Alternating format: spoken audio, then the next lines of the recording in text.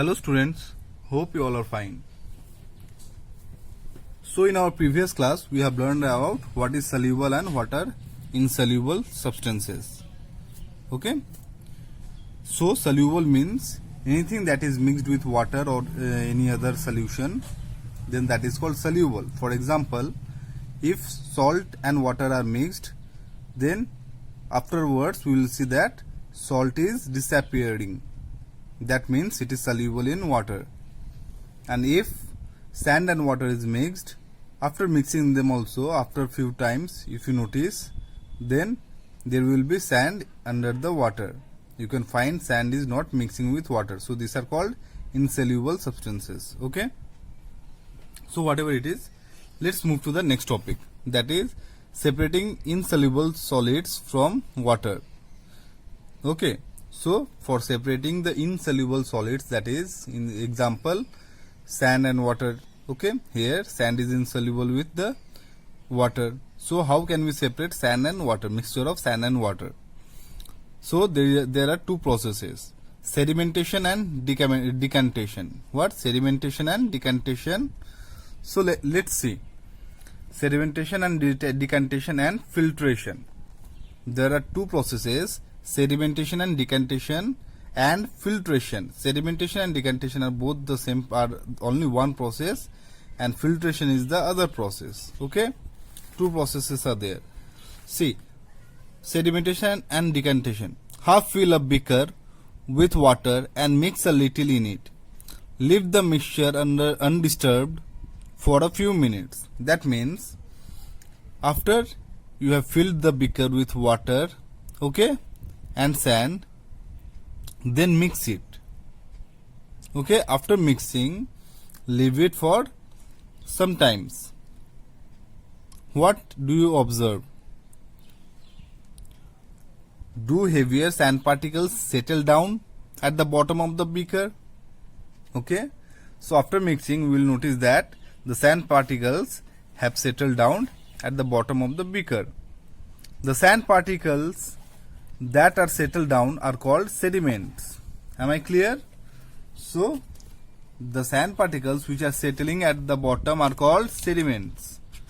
The process of settling down of heavy particles is called sedimentation. So I hope you have understood what is the meaning of sedimentation. See, suppose this is a beaker and here the heavier particles have settled down.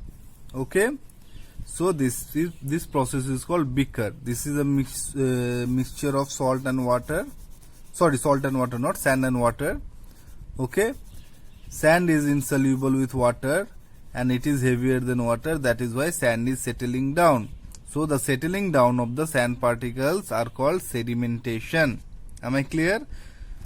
Why it is settling down? Because it is heavier than water. After sedimentation has happened, carefully pour out the liquid on top by tilting the beaker. Am I clear? So what is happening? Sand is settled down here. Now what you will do?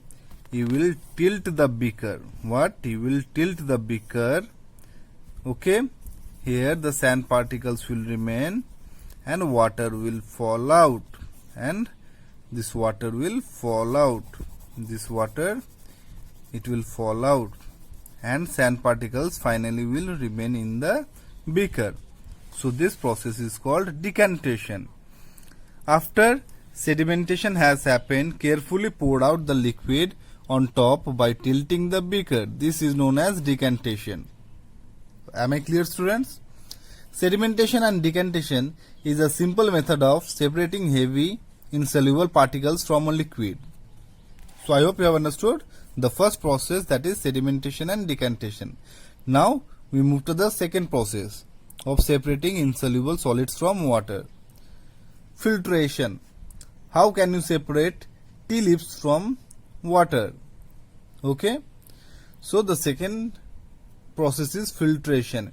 So what is the meaning of filter? Filter means we use, see, when our mother at home they are making tea, then they are using this particular instrument.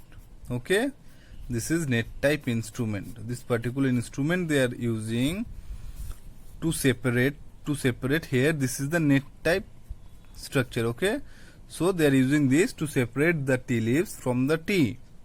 Am I clear? So this is called filtration. That means ultimately filtration is nothing but it is something like this, the structure something like this. Okay, the bigger particles will remain above and the smaller particles that can go and pass through this particular cagings, it will pass through it, the smaller particles.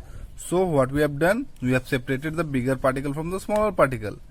This is called filtration. Okay, so I am showing you in brief what is given in the book. How can we separate tea leaves from water? You can do this by pouring the water through a liquid.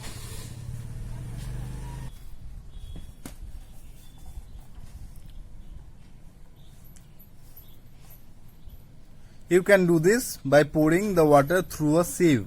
A sieve has fine holes. Okay, a sieve has fine holes, but so nothing to worry, students. Sieve means nothing but this particular structure. So these gappings are called sieve. Am I clear? From this gapping only the smaller particles will pass through and the bigger particles will remain above. A sieve has fine holes. Water can pass through the holes, but tea leaves cannot. Thus, the water gets separated from the tea leaves. Can you see the same sieve to separate sand from water? No, because the sand particles are smaller and they can pass through the holes of the sieve. You need a sieve with very fine holes. You can use a filter paper for this. It has very fine holes. So what they have asked, the size of water leaves. Okay, suppose this is the tea leaves. The size of the tea leaves are bigger, but the size of the sand particles are very small. Okay, so what they will do, they need a sieve which is having very small holes. They need the sieve which is having very small holes. Why? Because the sand particles are very small. Okay, so if the holes are not small, then that sand particles will pass through the sieve. That is why we need a sieve having very small holes. Okay, for example, here for filtering out the sand we need filter paper.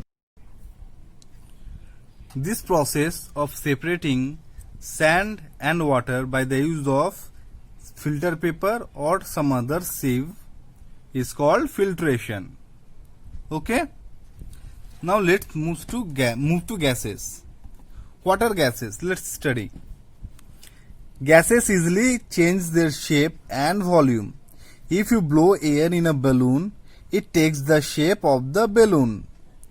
It takes up less space in the balloon than it did outside.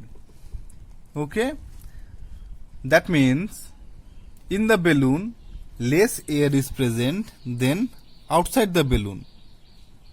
Similarly, air filled in a cycle or car tires takes much less space than it does outside. Okay, so air in the tires are less than air outside the tires. This causes the tire to become harder. The molecules in a gas are far from each other. There is a very little attraction between them, and so they move freely in the space in which they are kept. Therefore, gases do not have definite shape nor volume. They occupy the entire space available to them. Am I clear? If you blow air in a balloon, they will take the entire space in the balloon. If you blow air in a tire, they will take the entire space of the tire. So they don't have their own shape or volume. Okay, they take the shape that you give them. So let's study the comparison between solid, liquid and gas components. Okay. So look at it. Solids, they have definite shape. Liquids, they do not have definite shape. And gases, they do not have definite shape. Okay. Solids, they have fixed volume. Liquids, they have fixed volume. But gases, they do not have fixed volume. Solids, molecules of solids are very closely packed. What? Molecules of solids are very closely packed. Molecules of liquid are loosely packed. And molecules of gases are very loosely packed. I hope you have understood.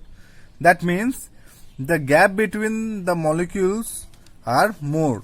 See, if this is the molecule, see the gap between the molecules are like this, and here see there is no gap between the molecules.